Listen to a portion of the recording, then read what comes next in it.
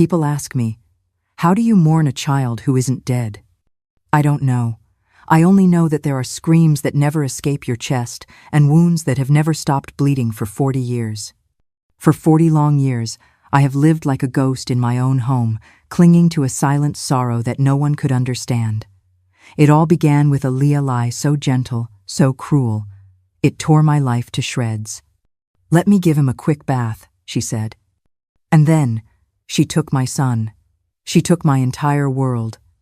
I am Eleanor, and this is the story of the 40 years I spent searching for the sunlight that was stolen from my life. If you are listening, wherever you are on this planet, from a small village in Asia, a bustling city in Europe, or a quiet town in the Americas, please leave a comment, subscribe to the channel. Let me know that a mother's heart has overcome 40 years of solitude to reach you. Because the pain of losing a child knows no language, no borders, and a mother's cry, no matter how silent, deserves to be heard by the whole world. He was so tiny, it felt like he could fit inside my apron, you know? My dear, having a child back then wasn't as easy as it is today. There was no such thing as ultrasounds, monthly prenatal checkups, vitamins for this and that. It was all based on experience, on midwives, and on faith in God. When I found out I was expecting, it was a huge shock. I was already 40, an age where I thought I couldn't get pregnant anymore. I had been working at Walter's Pharmacy since I was a young woman, never been officially married. Robert, my son's father, was a long-haul truck driver, spent more time on the road than at home. We cared for each other, but it wasn't some epic romance, you understand? When I told him about the pregnancy, at first he was silent. Then he said he was going out for cigarettes, and vanished. I never heard from him again. I found out later he already had another family somewhere around Phoenix. It was hard, you know. A lot of people in town turned their backs on me, an older, single, and pregnant woman. They whispered behind my back. The pregnancy was complicated. I had high blood pressure. I swelled up like a croissant in the oven. My feet got so swollen I had to drag my legs to walk. I worked until the 8th month because I needed the money. Mr. Walter was good to me. He let me sit on a stool behind the counter when there were no customers. The birth was at home. Back then, here in Malibu, you only went to the hospital if you were dying or if you had money. I had neither. I called Miss Beatrice, the most famous home birth attendant in the area. She had already brought half the town into the world. The pain started at dawn, a pain that felt like it would split me in two. I bit the pillow so I wouldn't scream and wake the neighbors. Miss Beatrice arrived, lit candles, made some herbal tea to help, and told me to hang in there. "A single mother's child comes with more strength," she said, and it seems he did. It was almost 15 hours of suffering. When James finally decided to be born, it was well into the evening. I remember there was a full moon. The light came through the window and shone right on the bed. It was like something out of a movie.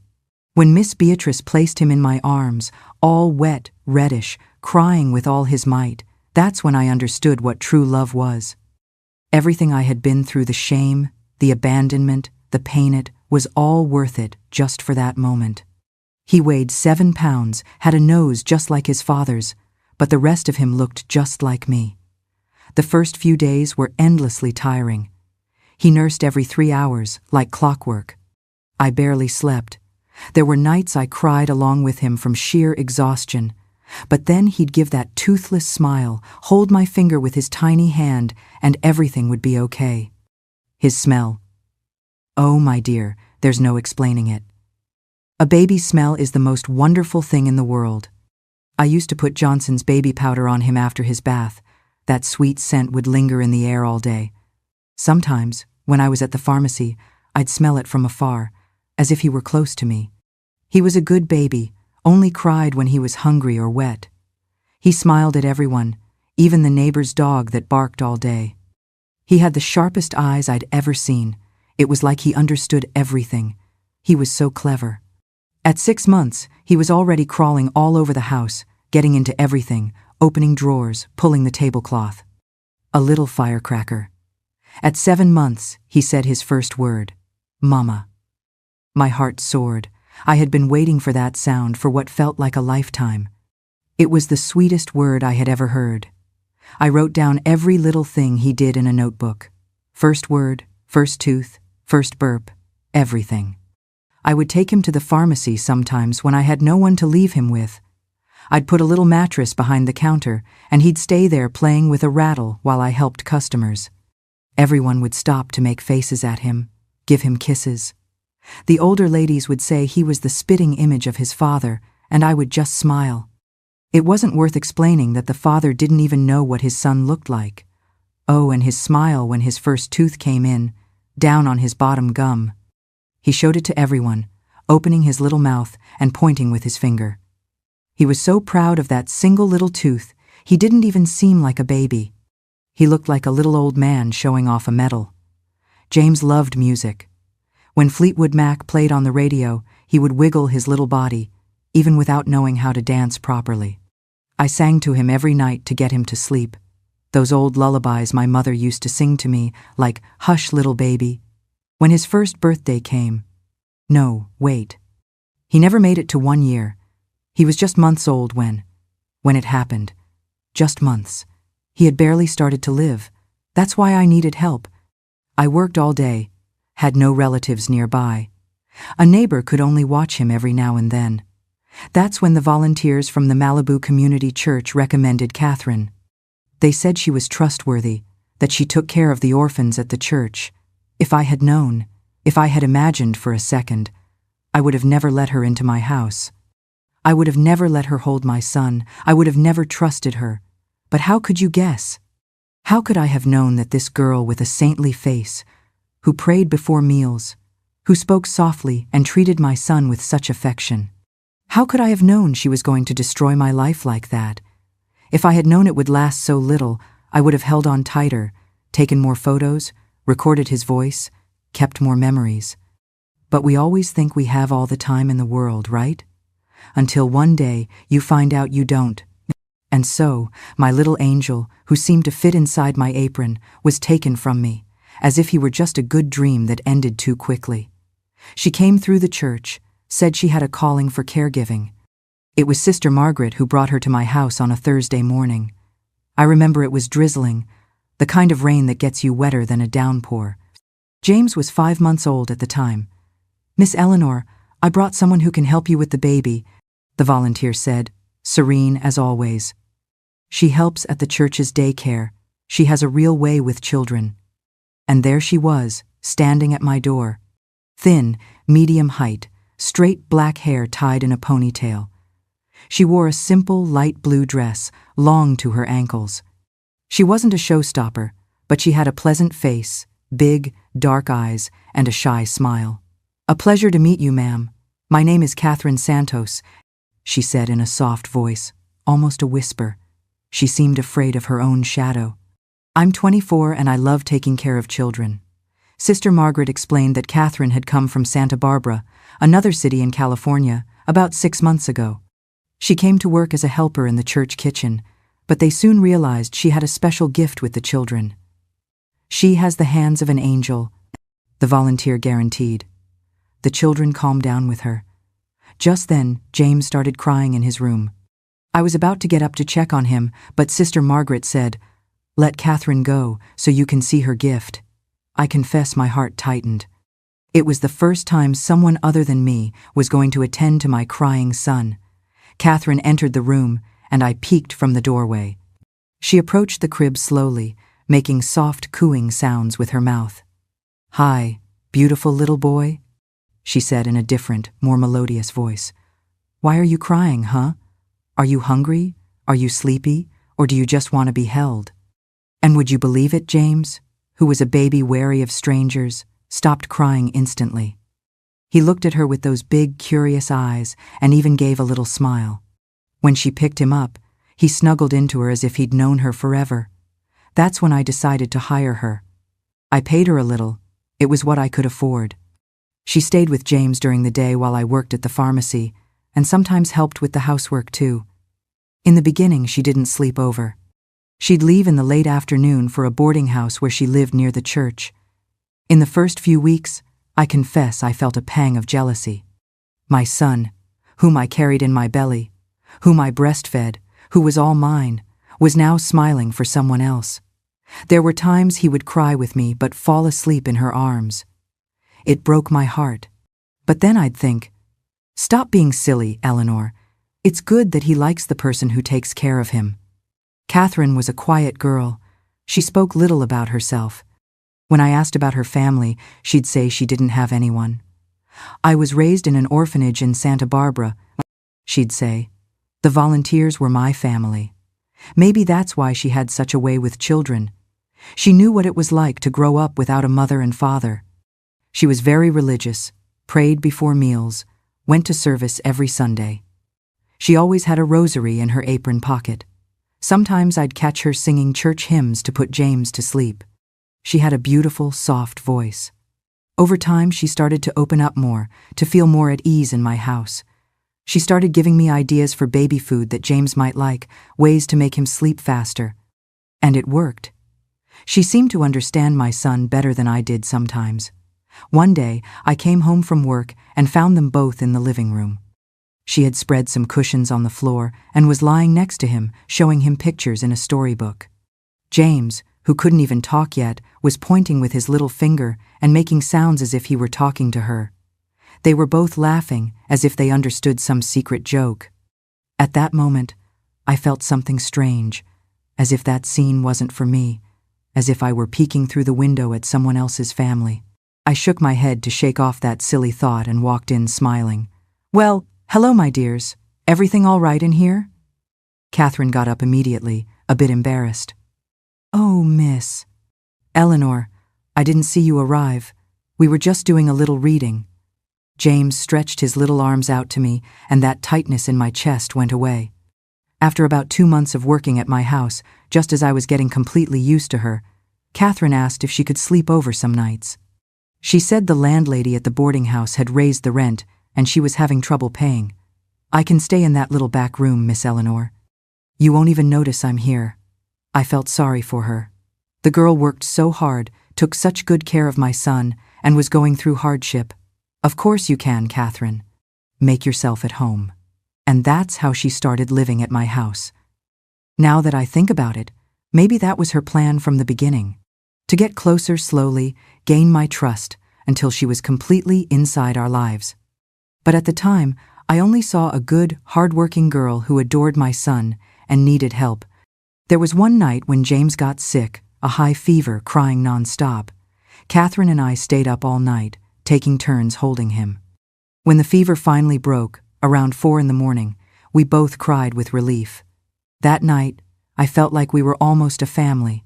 Me, my son, and this girl who had entered our lives. She started buying little gifts for James. A colorful rattle, a little outfit, a pair of shoes. Simple, cheap things, but they showed affection. "You don't need to spend your money on this, Catherine," I'd say. And she'd reply, "It's just that I love him so much, Miss Eleanor. It's almost like he's mine." That phrase, "It's almost like he's mine," hammered in my head after everything happened. Because deep down, I think that's how she felt. That James was hers, that she deserved him more than I did. One day, I came home from work early and heard her in the room, talking to James as if he understood everything. "One day, we'll have our own little house, just ours," she was saying, thinking no one was listening. "It'll be just you and me, my little angel." I should have been suspicious then. I should have seen the signs. But how can you distrust someone who took care of him with so much love? How could I imagine that this sweet-faced girl was planning the cruelest thing in the world? In the weeks before the disappearance, Catherine started asking strange questions. If I had James's documents saved, if I had many photos of him, if anyone from his father's family knew the baby. At the time, I answered without much thought, thinking it was just curiosity. Now I know she was preparing everything, planning every detail, waiting for the right moment. And the moment came on that Sunday when she said, "I'll give him a quick bath, Miss Eleanor." "You look tired," she told me. "I'll give him a quick bath." She took the towel and went. It was the last time I saw them both. It feels like it was yesterday. This memory is so vivid in my mind.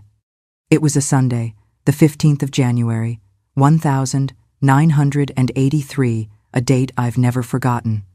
The day started like any other Sunday. I woke up early, as always. Even on a day of rest, any mother knows there's no day off. James would wake up with the sun, around 6 a.m. He was 7 months old, crawling all over the house, wanting to touch everything. I made him some oatmeal cereal that he loved. Then I put him on the living room floor with some toys while I washed the breakfast dishes. Catherine was still sleeping.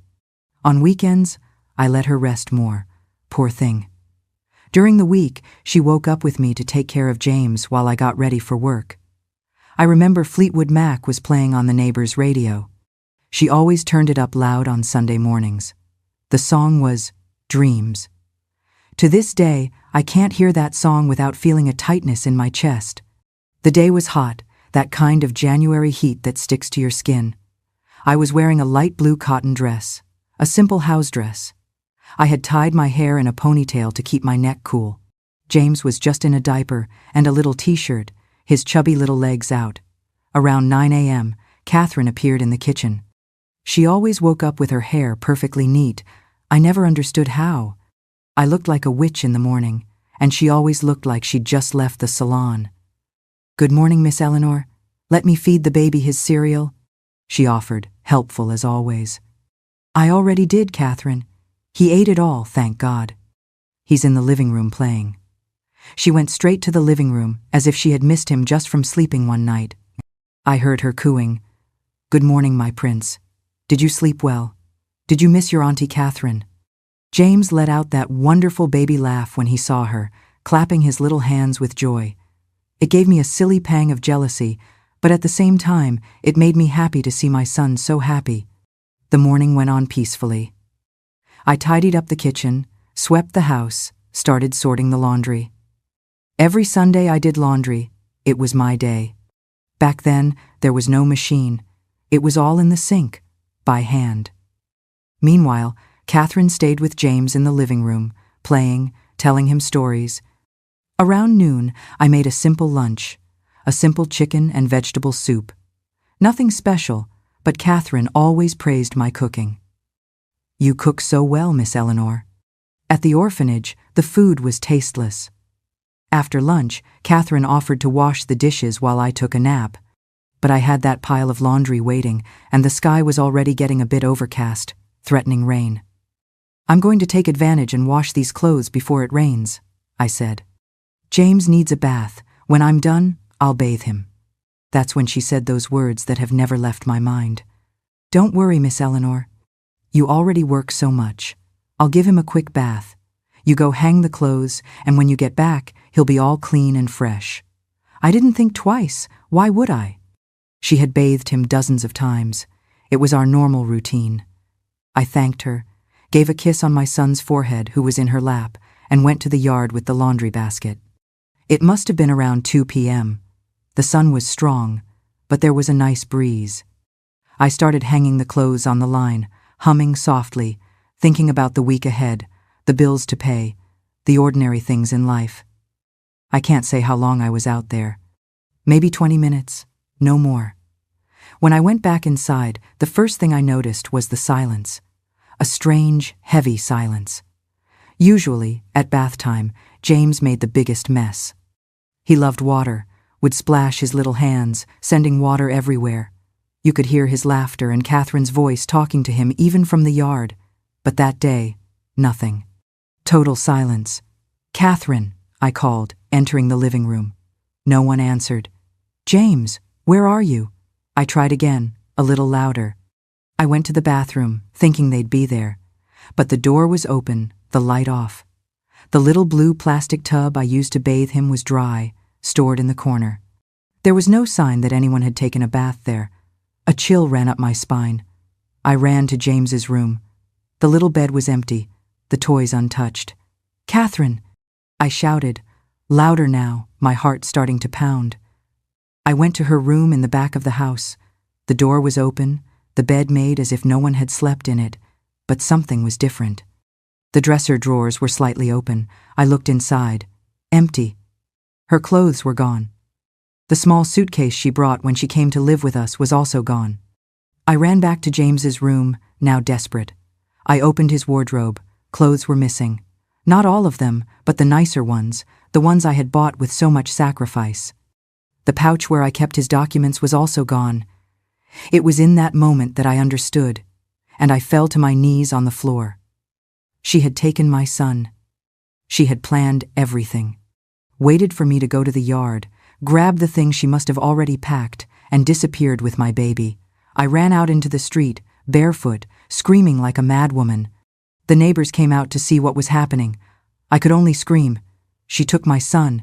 Catherine took my James. Someone called the police. Someone made me sit down, gave me water. I was trembling so much I couldn't hold the glass. I was sobbing, unable to breathe properly. I was never the same after that day. I never slept a full night again. I never truly smiled again. I didn't have a single clear photo of Catherine. Back then, it wasn't like today where everyone takes pictures of everything. I had very few photos of James, taken with those film cameras you had to get developed. She was in the background of one, blurry and out of focus. It was useless for an identification. The police said they had nothing to go on.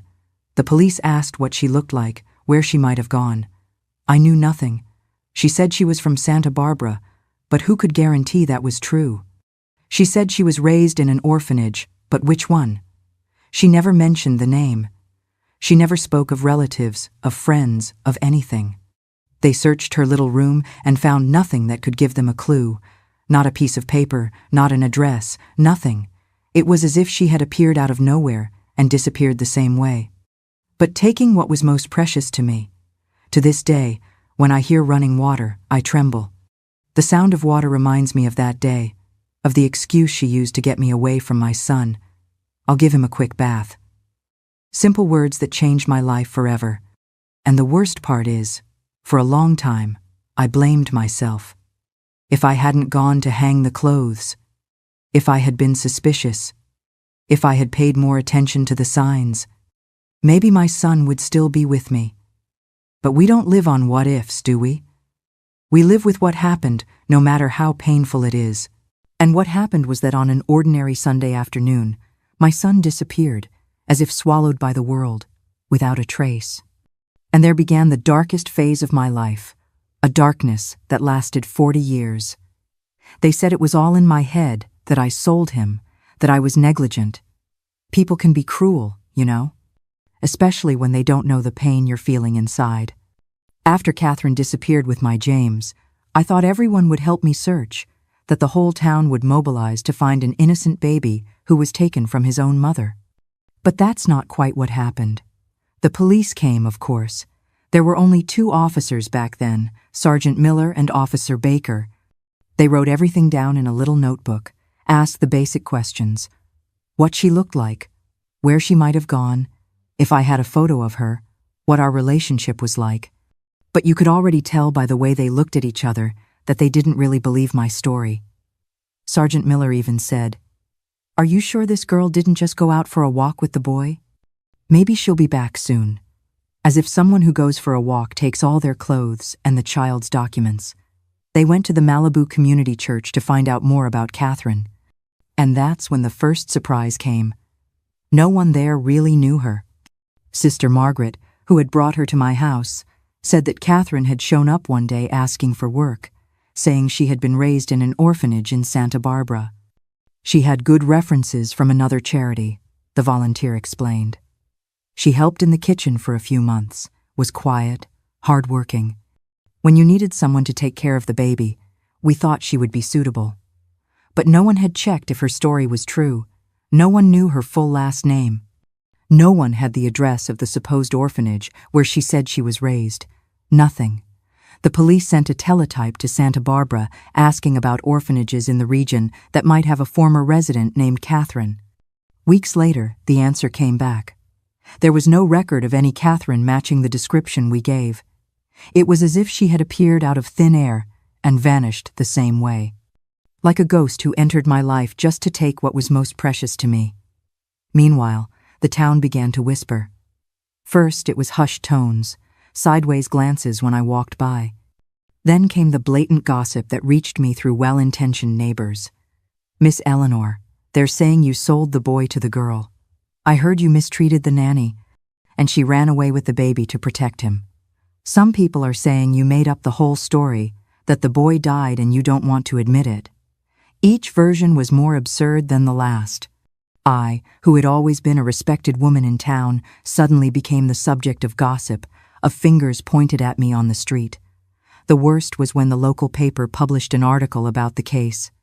It was a small paper that circulated in the neighboring towns. The headline read, "Baby disappears in Malibu, mother is prime suspect." What do you mean I was a suspect? A suspect of what? Of having my child stolen? Of having my heart broken into 1,000 pieces?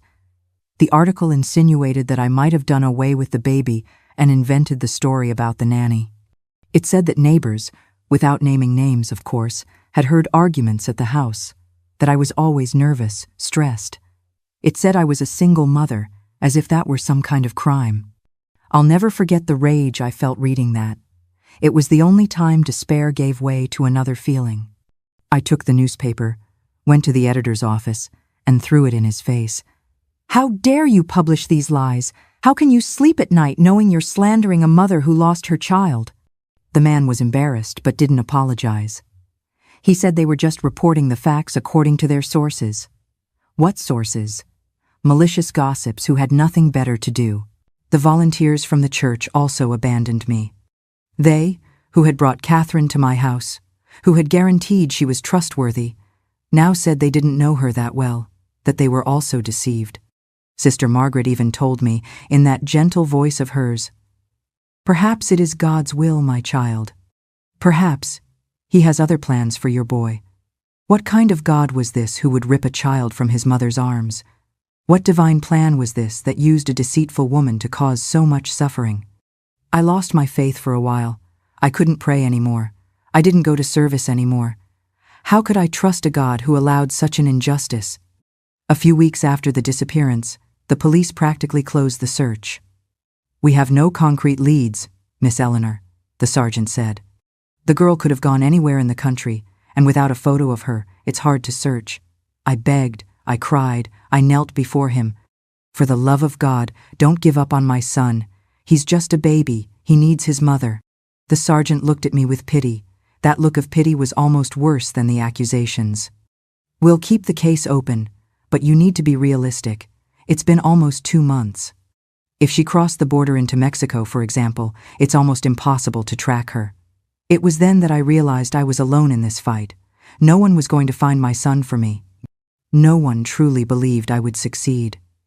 I fell into a deep depression. I stopped eating, sleeping, living. I spent my days sitting in the rocking chair in James's room, holding his teddy bear, looking at the empty crib. At night, I'd go to bed with one of his little outfits, smelling the scent that still lingered on the fabric. Mr. Walter, the pharmacy owner, was one of the few who supported me. He kept my job for me, even though I didn't show up for work for months. "When you feel ready, your place will be here," he said. It was a gesture of kindness I'll never forget. A neighbor, Mrs. Linda, also stood by me. She brought me food, forced me to eat at least a little, cleaned the house I had abandoned. "You need to keep living, Eleanor," she'd say. "If your boy comes back one day, he'll want to find his mother well, not a ghost." But most people distance themselves. I think other people's pain is frightening, you know? It makes us think it could happen to us too. And no one wants to imagine such suffering. I started receiving anonymous letters. Some saying they had seen my son in such and such a place, others accusing me of horrible things, others saying he was dead and I should move on. I followed every lead, no matter how absurd it seemed.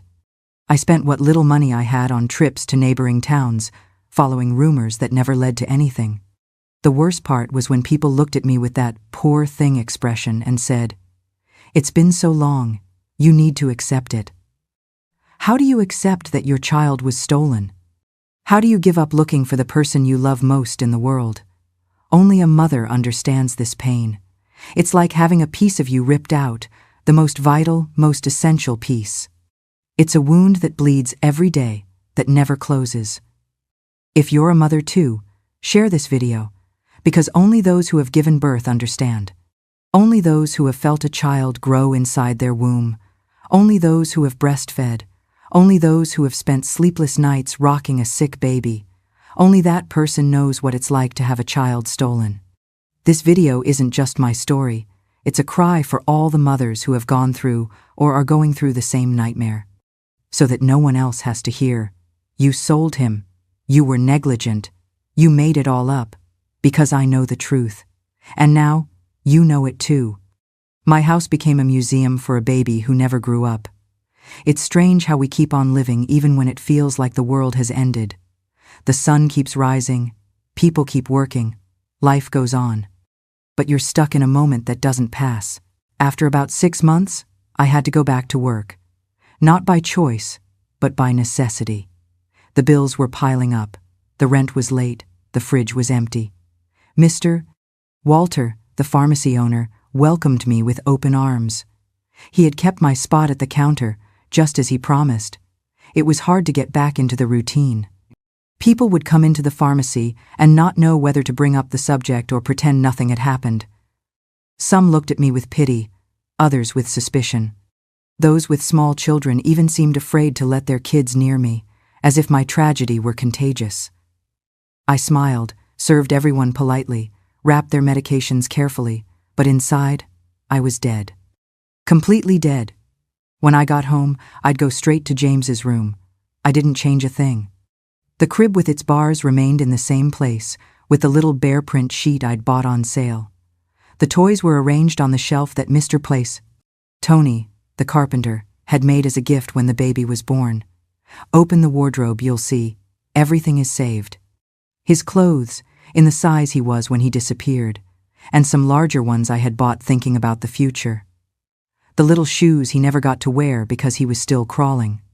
The colorful rattle he loved, the one that made him laugh every time I shook it. This one was his favorite, a brown teddy bear, a bit faded now. He used to sleep clutching this bear every night.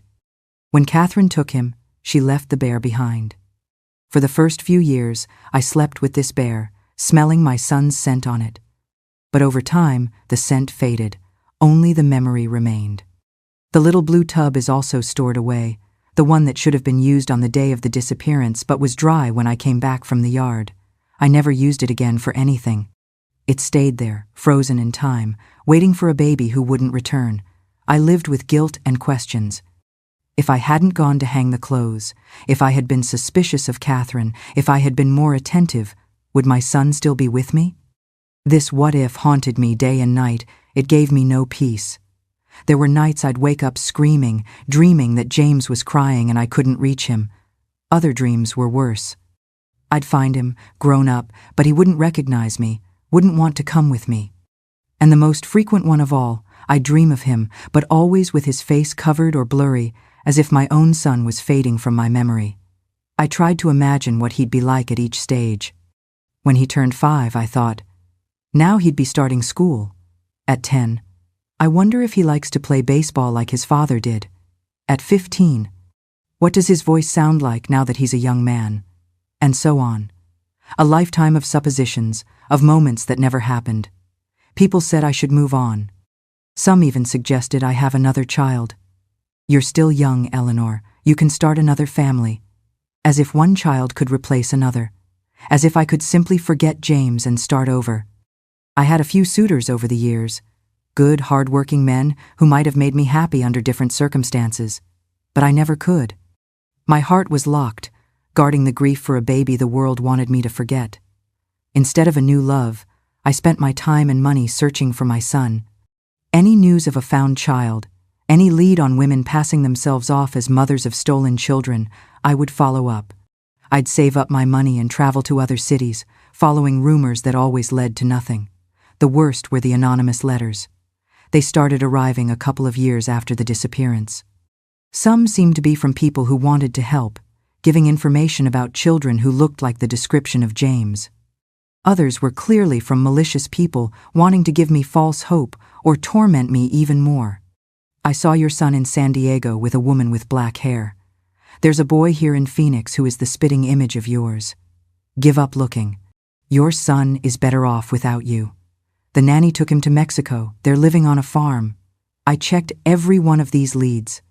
I spent all the money I had saved, sold jewelry that belonged to my mother, took out loans from the bank, all to follow any tiny chance of finding my son.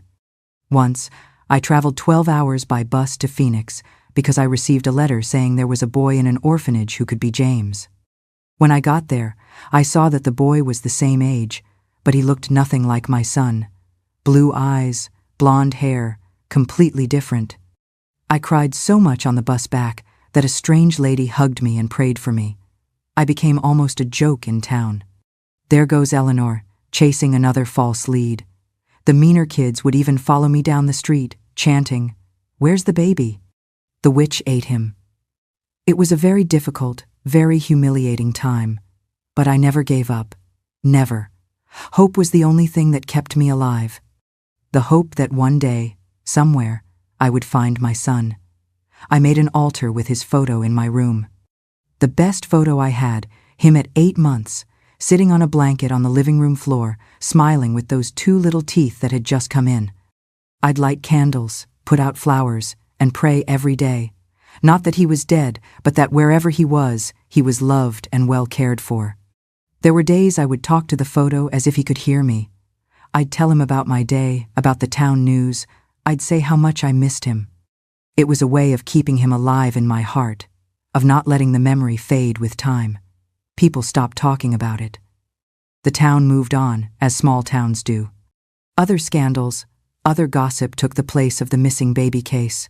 But for me, time had stopped on that Sunday in January, 1983.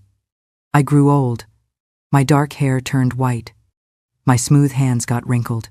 My once strong body stooped with age and the weight of sadness. But somewhere in America, my son was also growing up, becoming a boy, then a man, without knowing who his real mother was, without knowing his story. I lost my parents. I lost friends. I saw the city change, modernize. Walter's pharmacy closed when he died. A big CVS opened in its place.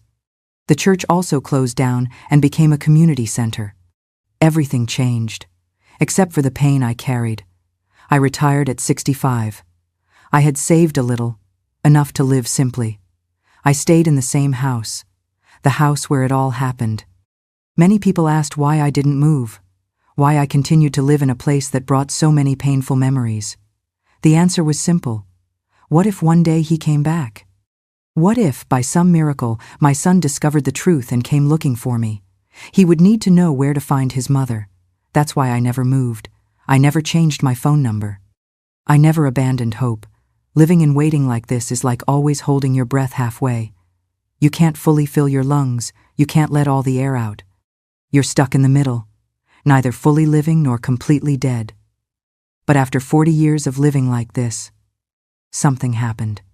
Something that not even in my most optimistic dreams I imagined was possible. A sign, a clue, a chance to finally discover the truth. And it all started with an ordinary television show on a random Tuesday afternoon. On the television, his gaze pierced through me like a lightning bolt. It was something I can't even explain properly, as if my heart had recognized him before my mind did. It was an ordinary Tuesday in 2023. I was already 81 years old, long retired.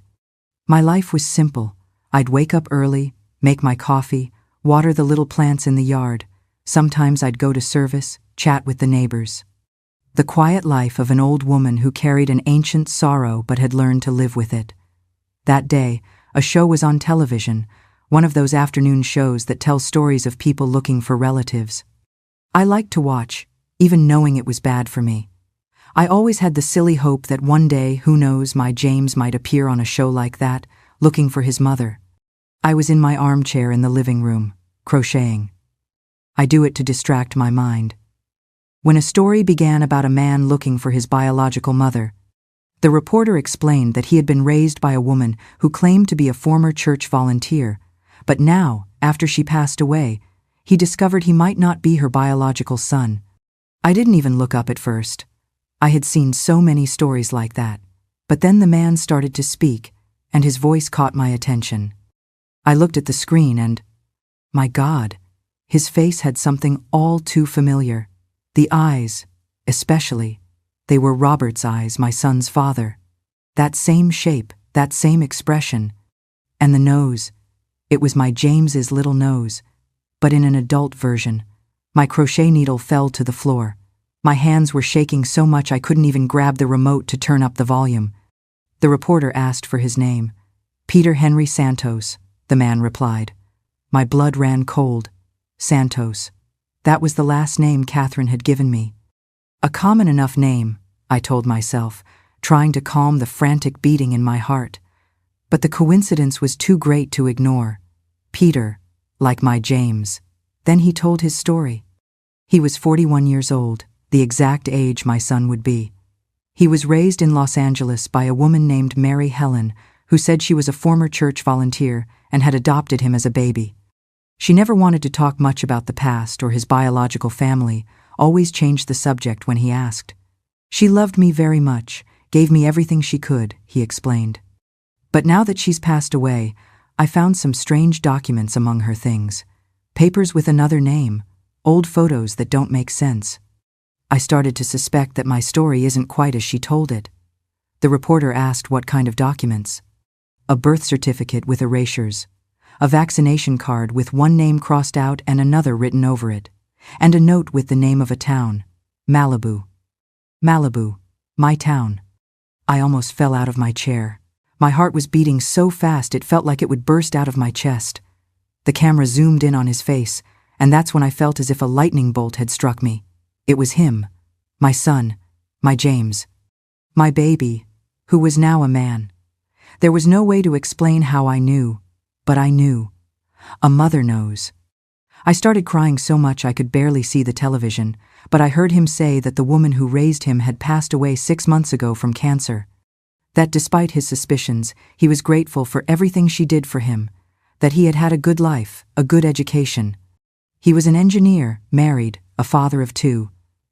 But now I want to know the truth, he said, looking directly at the camera. If anyone recognizes my story, if anyone knows who I really am, please contact the station. At the end of the report, they showed a photo of the woman who raised him. It was a somewhat old photo, from the 90s, when Peter Henry was about 15, the two of them side by side, smiling. She was older, with graying hair, a bit heavier than I remembered. But those eyes, that way of smiling sideways, it was her, Catherine, just using another name. When the report ended, I sat there, paralyzed for I don't know how long. My neighbor, Mrs. Linda, found me like that when she came to bring me a piece of cake. She said I was white as a sheet, with my eyes glazed over at the turned-off television. Eleanor? What is it, woman? Are you feeling ill? I couldn't answer properly. I just pointed at the television and stammered, My son is alive. Mrs. Linda thought I was delirious, poor thing. She made me lie down, brought me water with sugar, was worried I was having some health problem because of my age. But I knew it wasn't delirium. It was real. After 40 years, I had seen my son. I stayed up all night, replaying every detail of the report in my head. The age matched, the story matched, the appearance matched. And that woman in the photo was, without a doubt, the Catherine who had taken my baby, only now I knew she hadn't harmed him. She hadn't killed him, hadn't abandoned him, as I had so feared in the early years. She had raised him as her son. She had given him love, education, a good life. This didn't justify what she did. Stealing a child from his mother is unforgivable. But it brought me enormous relief to know that my son hadn't suffered. The next morning, very early, I went to my niece's house, Jessica. She's my late sister's daughter and the only close relative I have left. She lives about 3 blocks from my house. She's a teacher, educated, understands this internet stuff. Auntie, are you sure? She asked, concerned. It's been so long. It could just be a coincidence. I'm sure, Jessica, it's my son, I know it is. She felt sorry for me, you could see it in her eyes. She thought I was just a confused old lady clinging to false hopes. But she helped me anyway. She called the television station, explained the situation. They said they would pass our contact information to the young man, but it was up to him to call back. We also searched the internet. Jessica found Peter Henry on social media. He was indeed an engineer, worked for a big company in Los Angeles. He had a beautiful wife, 2 children, a boy about 10 and a little girl about 5. He looked happy, fulfilled. I stared at those photos for hours. My son, my James, now Peter Henry, a grown man with his own family, a whole life that happened far away from me. So many birthdays, graduations, important moments that I missed. I was afraid to contact him directly. What if he didn't believe me? What if he got angry? After all, as far as he knew, he had been abandoned by his biological mother and saved by Catherine. Who's to say she hadn't told him a completely different story, painting me as a terrible mother who didn't want her own child? Jessica suggested I write a letter. Something more formal, respectful, explaining my side of the story without directly accusing the woman he considered his mother. After all, she had already passed away, and he seemed to have fond memories of her. I spent days writing and rewriting that letter. How do you summarize 40 years of pain, of searching, of hope in a few pages? How do you tell a grown man that the woman he loved as a mother had actually stolen him from someone else? In the end, it was a simple, honest letter. I told him about his birth, about how Catherine, or Mary Helen as he knew her, had come to work in my house, and about the day of the disappearance. I described the few photos I had of him as a baby, and mentioned a distinctive birthmark behind his right ear. I included a copy of his original birth certificate and a current photo of me. I told him I kept everything, waiting for the day I could show them to him in person. We sent the letter to the address the station gave us, with a return receipt requested. And then began the most agonizing wait of my life. Every day felt like an eternity. Did he receive it? Did he read it? Did he believe it? Or did he throw it away, thinking it was just another crazy person trying to get close to someone who appeared on television? I prayed every night. God, if it is your will, let my son know the truth. Let him at least hear my story. Even if he doesn't want to know me, let him know he was never abandoned, that he was loved from the very first day. And then, almost 3 weeks later, my phone rang. I sent a letter, then a message, then a prayer. That's how I tried to reach him, with all the care in the world. Because when you wait 40 years for someone, the fear of scaring that person away is almost as great as the desire to hug them. When the phone rang that afternoon, I was taking clothes off the line. Funny how life comes full circle, isn't it? It all started with a clothesline, and now another important moment in my life was happening while I was dealing with laundry in the yard. I ran inside, my hands wet, my heart in my throat. I answered, "Hello? Hello, I'd like to speak with Miss Eleanor, please."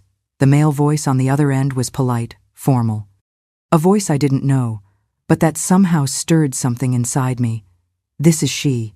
Silence. A sigh. "Ma'am, my name is Peter Henry. You sent me a letter last week. My legs went weak, I had to sit down, it was him. My son, talking to me after 40 years. Yes, I did." My voice was trembling so much it barely came out. Did you receive it?" "I did. I've read it several times, to be honest." He paused. "It's a very powerful story." I didn't know what to say. I wanted to ask 1,000 things, tell him 1,000 more. I wanted to cry, to shout for joy, but I stayed quiet, waiting, afraid to say the wrong thing and have him hang up. "I have to be honest, Miss Eleanor. I don't know if I fully believe your version. My mother, the woman who raised me, Mary Helen, would never have harmed me. She was a good, dedicated person." "I understand," I said softly. "It must be hard to believe. But it's the truth, son. Please, don't call me that." "Not yet," he requested, his voice becoming a little more tense. "We don't know if this story is true." That hurt like a knife. Not being able to call my own son. But I understood. To him, I was just a stranger, making a terrible accusation against the woman he had loved his whole life as a mother. "I'm sorry," I replied. "I'll respect your space." There was another silence. I could hear his breathing on the other end, thinking, calculating. "I have some questions," he finally said. "Things only the real mother would know. You can ask me anything." And so began a delicate interrogation. When exactly was he born? The 15th of June, 1982, around 7 in the evening. Did he have any birthmarks? A light-colored spot behind his right ear in the shape of a half moon. What was the name of the hospital? I explained he wasn't born in a hospital, but at home with a home birth attendant. What was the father's full name? Robert Michael Thompson, a truck driver who never met his son. With each correct answer, I felt him becoming more intrigued. Some things he confirmed were correct, others he kept to himself. But I could feel that something was changing. "Ma'am, the letter I received had a photo of a baby. Is that really the only one you have?" "Yes, son." "I'm sorry, Mr. Peter. Back then, it wasn't like today where everyone takes pictures of everything. It was expensive to develop film. I only have 3 photos of my James as a baby. The one I sent is the best one, where you can see his little face clearly." "James?" He repeated the name slowly, as if tasting the sound. "My mother, Mary Helen, always called me Peter. She said James was my middle name, but that no one used it. My heart leaped. She had kept part of the name, maybe by mistake, maybe out of some remnant of conscience. "There's something I didn't put in the letter," I said, gathering my courage. "Something I've kept all these years." "What?" "The booties. You had a pair of blue crochet booties. It was the first thing I made when I found out I was pregnant. They were put away. Catherine didn't take them, maybe because they were too small. You weren't wearing them anymore."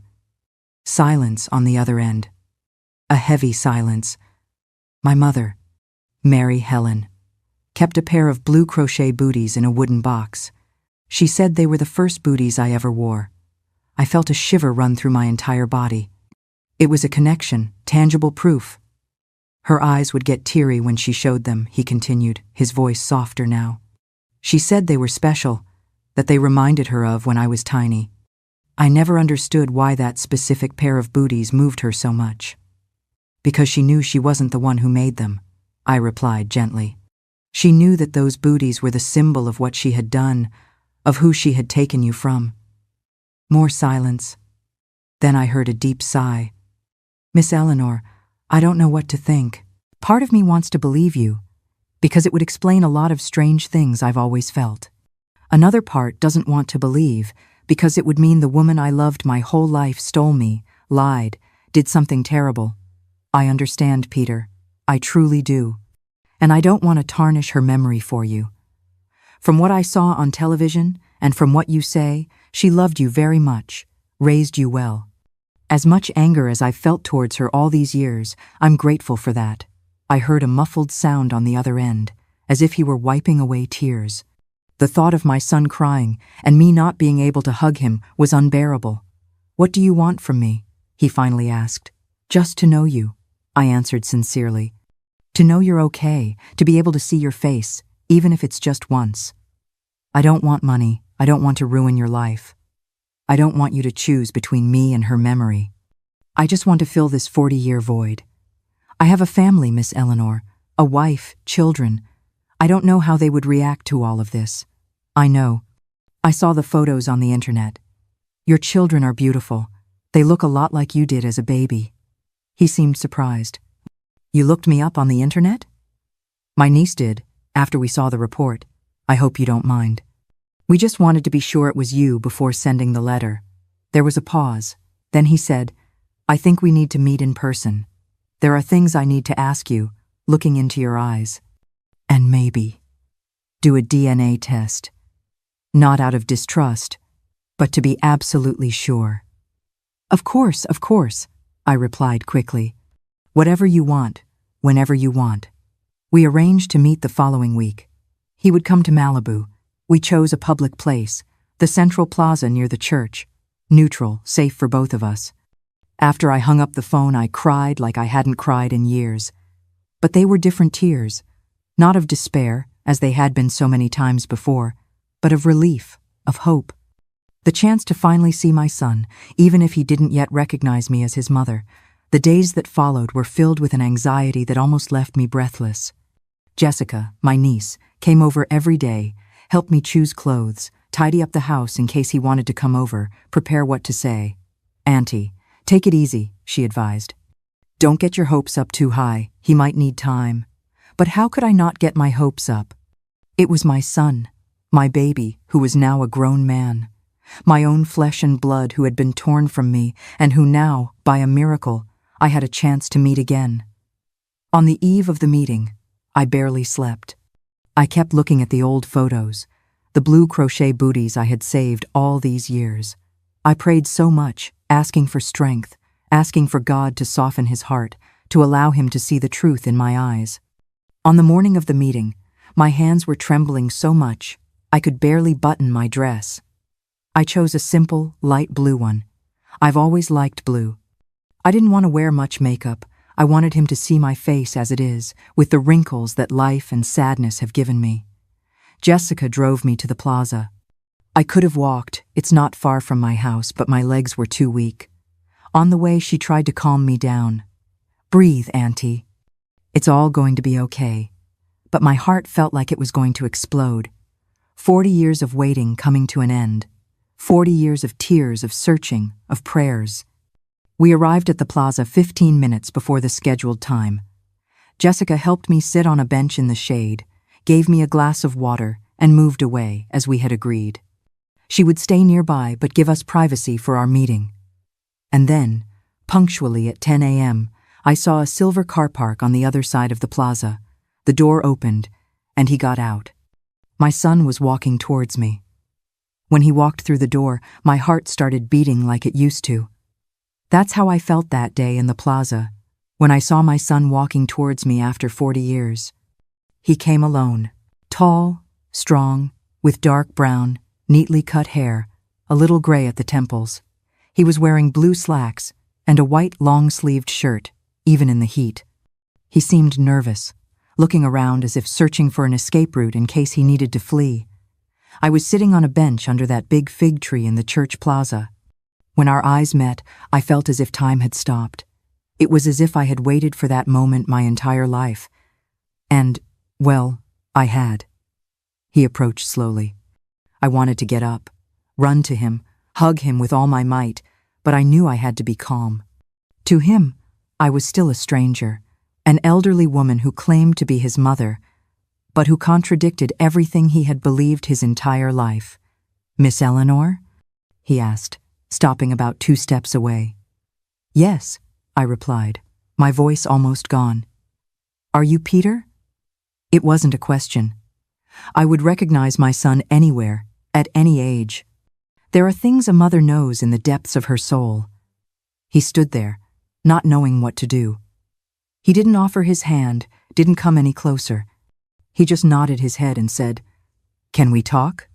"Of course, son. I'm sorry, Mr. Peter." It was still hard not to call him son. "Do you want to sit here?" He sat down, maintaining a respectful distance. He placed a folder he was carrying on his lap and was silent for a few seconds, as if organizing his thoughts. "I brought some things," he finally said, opening the folder. "Documents, photos, things that might help us understand this whole situation." The first thing he took out was a birth certificate. It was yellowed with time, with some stains, and visibly altered. You could see that a name had been erased and another written over it. "This is the certificate she kept," he explained. "I always thought it was strange, but she said the county clerk had made a mistake and had to correct it." Then he showed a vaccination card. The name James was crossed out, and above it was written Peter Henry. The date of birth was the same, the 10th of April, 1982. "When I found these documents after she passed away, I started to get suspicious," he continued. "She never talked about my father, just said he was a boyfriend who didn't want to take responsibility. She said she raised me alone from day one." As he spoke, I couldn't take my eyes off his face. I searched for traces of the baby I knew, of my James. They were there, in the shape of his eyes, his chin, the way he furrowed his brow when he was concentrating, exactly like his father used to do. "You said in the letter that you have pictures of me as a baby," he said. "Can I see them?" I took a small envelope from my purse with the few photos I had kept all these years. I handed it to him with trembling hands. He looked at each one carefully. The first, when James was about 3 months old, in my sister's arms. The second, him at 6 months, sitting on a blanket on the floor, laughing at the camera. "Is this her?" he asked, pointing to Catherine in the photo. "Yes," I replied. "That's what Catherine looked like when she worked in my house." He fell silent, staring intently at the image. Then, with slow movements, he took another photo from the folder, a more recent photo of a middle-aged woman, with graying hair, a fuller face, but with the same eyes, the same smile. "This is Mary Helen, the woman who raised me." I looked at the photo and had no doubt. It was her, Catherine, older, different, but unmistakably her. "It's her," I confirmed, feeling a tightness in my chest. "It's Catherine." He put the photos back in the folder, took a deep breath, and finally looked directly into my eyes. "Why would she do that?" he asked, his voice choked with emotion. "Why steal another woman's child? She didn't seem like a bad person. She raised me with love, gave me an education, never mistreated me." "I don't know, son. Peter," I replied honestly. "I never understood. She was a quiet, religious girl. She took good care of you, but there was something, an attachment that didn't seem normal, as if you were hers, not mine." "She never had other children," he commented. "She said she couldn't, that I was her miracle." That explained a lot. A woman who couldn't have children, who worked with children, who became too attached to a baby she was caring for, who decided to take for herself what wasn't hers. "You look a lot like your father," I said softly. "Robert. He was a truck driver. He didn't stick around to meet you, but you have his eyes, his gaze. He seemed surprised." She always said I looked like her side of the family, that I had my grandfather's eyes. Another lie, built up over the years. A lifetime of fabricated stories to hide the truth. We were silent for a while, just letting it all sink in. Two people connected by blood, separated by fate, trying to understand the puzzle of their lives. "I brought one more thing," he said finally. He opened a smaller compartment in the folder and took out something wrapped in a handkerchief. It was the blue crochet bootie, identical to the one I kept at home, just a little more faded, more handled over the years. "She would cry when she showed me this," he recounted. "She said it was special. Now I understand why." At that moment, I felt that he was beginning to believe, that the truth was becoming real for him, no matter how painful. "I want to do a DNA test," he said, putting the booty away. "Not that I doubt you, but I need to be absolutely sure." "Of course," I agreed. "Whatever you need." "I don't know how to deal with all this," he confessed, running a hand over his tired face. "The woman who raised me, who I loved my whole life as a mother, was a kidnapper. She stole a child. She stole me from you." He looked so lost, so confused. I wanted to hug him, to comfort him like I did when he was a baby, but there was still a wall between us, a wall of 40 years of separation. "I don't know if I can forgive her," he continued. "But I also don't know if I can condemn her. She loved me, she protected me. I never lacked for anything."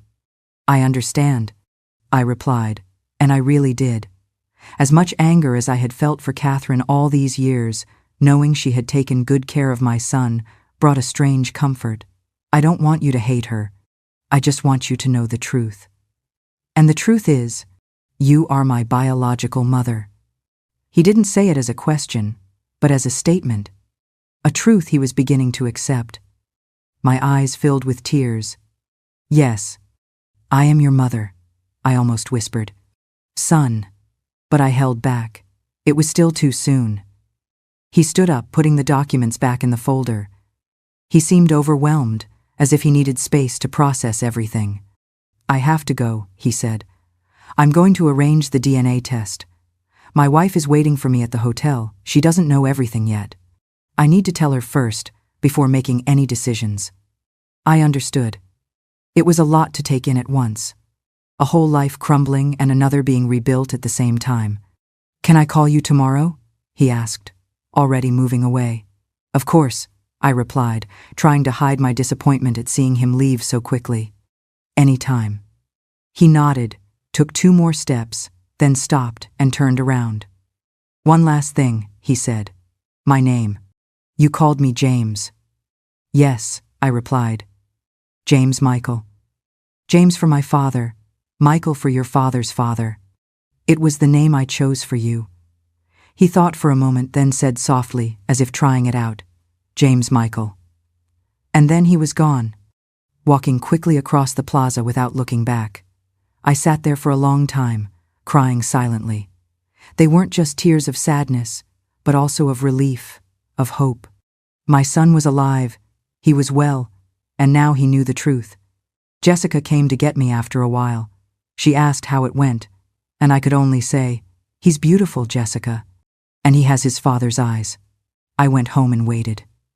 Waited for the phone call that would decide if, after 40 years, I would finally have my son back. I cried so much I washed away 40 years of guilt. That's how I felt when I opened that envelope with the DNA test results. The letters danced before my eyes as I tried to understand the scientific terms, but there it was, crystal clear. Probability of maternity, 99.998%. After that first meeting in the plaza, Peter, who I now knew was truly my James, took 3 days to call me again. They were the 3 longest days of my life. Jessica stayed with me the whole time, afraid I would get sick with anxiety. When he finally called, his voice was different, calmer, more resolute. "Miss Eleanor, I found a lab here in Los Angeles that does the DNA test. We can do it tomorrow if you can come." "Yes, I'll be there," I replied without a second thought. I would have gone to the end of the earth if necessary. Jessica drove me to Los Angeles the next day. It was almost a 2-hour drive, but I didn't even feel the time pass. I just thought about the moment I would see my son again. The lab was a modern place with white walls and people in lab coats rushing around. Peter was already there when we arrived, talking to a young woman at the reception. Next to him stood a woman I didn't know, beautiful, about 40, with brown hair tied in a ponytail. "This is my wife, Sophia," he introduced. I told her everything. I thought it was important for her to be here. The woman looked at me with a mixture of curiosity and compassion. "It's a pleasure to meet you, Miss Eleanor. Peter told me your story. It must have been very difficult." That gesture, bringing his wife, introducing her to me, gave me a hope I hadn't felt since I saw him on television. It meant that regardless of the result, he was considering including me in his life in some way. The test itself was simple. A cheek swab, some papers to sign, and it was done. They told us the results would be ready in 2 weeks. "Are you going back to Malibu today?" Peter asked as we left the lab. "Yes," Jessica drove me. He exchanged a look with his wife, who nodded discreetly. "Before you go, we'd like to have lunch with you. There's a restaurant nearby. We could talk a little more." During lunch, he asked me many questions about the past. What I was like before he was born, what the pregnancy was like, what his first months were like. Sophia asked if I had photos, and I showed her the few I had brought with me. "Look, honey," she said to Peter, holding one of the photos. "He has the same chin as Liam." "Liam is our oldest son," Peter explained. "He's 10, and we also have Ava, who's 5. My grandchildren. I had grandchildren. Children who carried my blood, who had my baby's DNA running through their veins. I could barely contain my emotion. "Do they know about me?" I asked shyly. "Not yet," Peter replied. "We're waiting for the test results. But if it's positive, yes, we'll tell them in the most age-appropriate way." Of course. The following 2 weeks were a roller coaster of emotions. I returned to Malibu with a lighter heart, but still afraid. What if the test came back negative? What if, by some cruel twist of fate, I was wrong? But deep down, I knew. A mother knows. Peter called me every 2 or 3 days. They weren't long conversations, but they were significant. He asked about my life, my past. He wanted to know about his grandparents, my parents, who had passed away long ago. He wanted to know the history of the family he never knew he had. One night, he told me he had gone to the county records office to research his original birth certificate. "They found it," he said, his voice choked with emotion. "James Michael Thompson, born on the 10th of April, 1982, son of Eleanor Thompson, father not declared. The record was never legally cancelled. I have 2 names, 2 identities. It was the first time I felt he was truly accepting the truth, even before the official result. When the day of the results finally arrived, Peter called me early in the morning. "I'm picking it up this afternoon. Do you want me to call as soon as I know, or would you prefer I come to Malibu?" "Whatever you prefer, son," I replied, the word son slipping out naturally this time. He didn't correct me. "I'll come there," he decided. "I think it's something we should see together, whatever the result." He arrived in the late afternoon, alone this time. He was carrying an envelope in his hands. We sat in the living room of my house, the same house he had been taken from 40 years earlier. "I haven't opened it yet," he said, showing me the sealed envelope. I wanted us to be together. With trembling hands, he tore open the envelope and unfolded the paper. His eyes scanned the lines, stopping at some point on the document. I saw his lips move silently, reading and rereading. Then he lifted his eyes to me.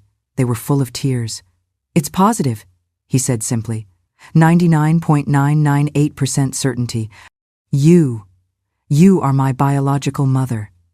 It was as if a weight of 40 years was lifted from my shoulders in that instant. I began to cry, sobbing with relief, with joy, with accumulated pain that was finally finding an escape. Peter was crying too. For the first time since we reconnected, he came closer and hugged me. A strong, tight hug, as if he wanted to make up for all the hugs we hadn't shared over 4 decades. "Mom," he whispered in my ear, the sweetest word I had ever heard in my life. In that moment, I forgave Catherine. Not for what she did stealing a child will never have forgiveness, but for how she raised him. She had taken good care of my boy, had made him a good, educated, loving man. And in the end, she couldn't keep the lie forever. The truth found its way. The following months were about rebuilding. Peter started coming to Malibu regularly, sometimes alone, sometimes with Sophia. 3 months after the result, he brought the children. I'll never forget the day I met my grandchildren. Liam, serious and observant like his grandfather, and Ava, a chatterbox who didn't stay still for a second. Peter had explained the situation simply, that I was his biological mother, that he was raised by someone else, and that we had now found each other. "So, you're our real grandma?" Liam asked, direct as only a child can be. "Yes, I am," I replied, my heart overflowing. "Cool," exclaimed Ava. "Now we have 3 grandmas, Grandma Susan, Grandma Mary Helen, who's in heaven, and Grandma Eleanor." The simplicity with which the children accepted everything was a lesson. No judgments, no grudges, just the joy of having someone else to love. Today, 2 years after our reunion, I have a close relationship with my son and his family. Peter decided to keep the name he used his whole life. After all, it's who he became. But now he knows his true origin. Sometimes he calls me Mom, other times Miss Eleanor. It's all okay. We're building our path, without rushing. The truth is, God works in mysterious ways. The pain I carried for 40 years will never completely disappear. The nights of crying, the desperate search, the years of loneliness, all of that is part of who I am. Catherine stole away my precious son, but after all, God gave me back the man he had become. Today, I am not only a mother who lost her child, but also the mother of a wonderful man and the grandmother of 2 incredibly lovely grandchildren. And that is the message I want to send to you, the one listening to this story. If you are also carrying within you a seemingly endless pain, a seemingly hopeless weight, please, never give up. Believe that truth and miracles do exist. They may come late, at a moment you least expect, but they will surely come. Our channel was created to honor stories just like this. Here, we believe that every person is a story worth hearing, and every story that is told is a moment of soothed pain. Because some wounds only truly begin to heal when we dare to touch them with words. If Mrs. Eleanor's story has touched your heart, Please join us in spreading these values. Press like to empower these messages of hope. Leave a comment to share your feelings, because every shared thought is a precious act of empathy. And most importantly, subscribe and follow the channel so you don't miss any other true and moving stories. Thank you for listening to an old woman recount the most painful, and yet, in the end, the most sacred and blessed story of her life.